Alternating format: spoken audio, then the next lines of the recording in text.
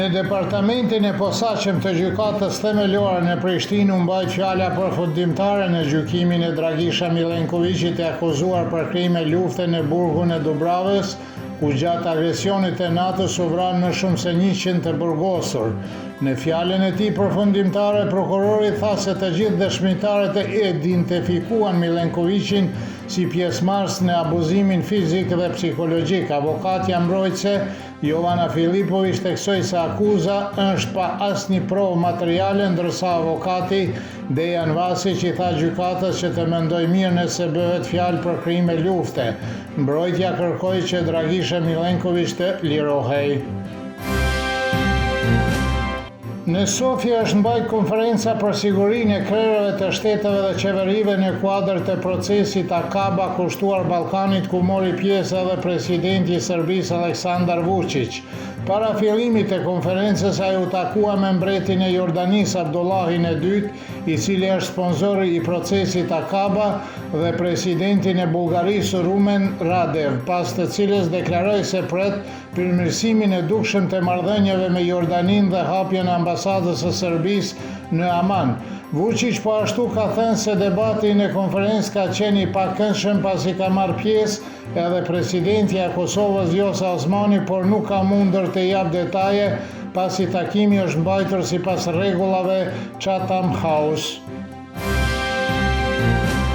Analisti politik Blerim Burjani ka thënë për Kosova Online se Vjosa Osmani nuk ka pasur shumë sukses si presidente e Kosovës, përveç në ruajtjen e marrëdhënieve me Shtetet e Bashkuara të Amerikës dhe Bashkimin Evropian. Ndonjëherë, siç thot ajo, dukej se ndërmjet marrëdhënieve të Albin Kurtit me Amerikën dhe Europën dhe nuk ishte shumë e dukshme në politikën lokale. Osmani sot para 4 vitesh është zgjedhur presidente, ndërsa Burjani vlerësoi se nuk ka qenë aktive në njohjen ndërkombëtare të Kosovës dhe nuk ka dhënë ndonjë kontribut të veçantë. Docentin e Fakultetin e Shkencave Politike në Beograd, Stefan Surlić, vlerësoi se Vjosa Osmani është dashur të balancojë politikën ekstreme të Albin Kurtit dhe dëshirën e saj për të pasur një vull personale për këto 4 vite. Nëse ka diçka pozitive që ajo ka bërë në 4 vjet, është kalimi i pronësisë së tokës së manastirit të Deçanit, thot Surlić. Siç thot Marko Milenković, organizata jo qeveritare Nisma Re Sociale të krijohet përshtypja se Vjosa Osmani fitoi vlerësime më të mira dhe imazh më të mirë në krahasim me Albin Kurtin, i cili në periudhën paraprake izoloi Kosovën edhe veten. Megjithatë, ajo ka humbur ndikimin e saj politik në Kosovë, tha Milenković.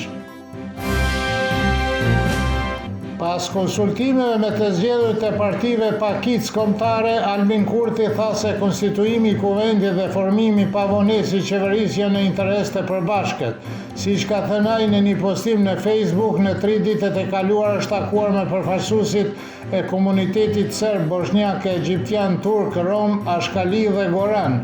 Por Kurti nuk ka folur me përfaqësuesit e listës serbe, të cilët kanë fituar 9 nga 10 mandatet e garantuara për komunitetin serb, por është takuar vetëm me Nenad Rashicin, i cili ka një ulse në kuvendin e ri të Kosovës.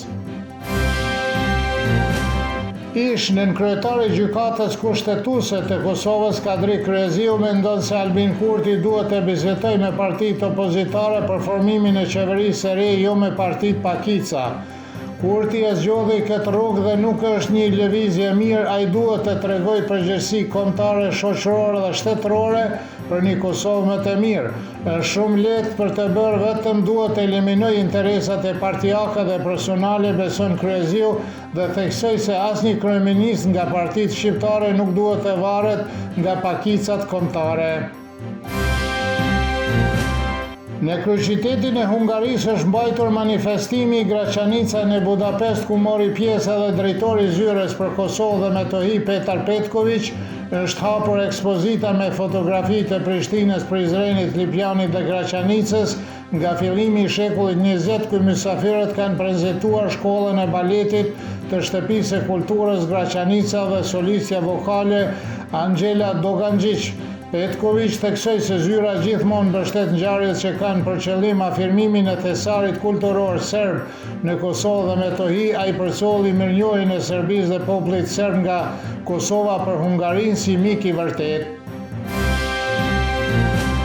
Moti të shtunën e Serbi do të jetë me vranësira mesatare dhe me ngrohtë në fund të ditës në veri dhe verilindje, kurse gjatë mbrëmjes dhe natës në pjesë tjera të Serbisë do të mbaj moti vranet dhe i ftoft me reshje shiu në male me borë. Do të frihej ere fort dhe me stohi veri perëndimore. Temperatura do të bjerë në mënyrë drastike.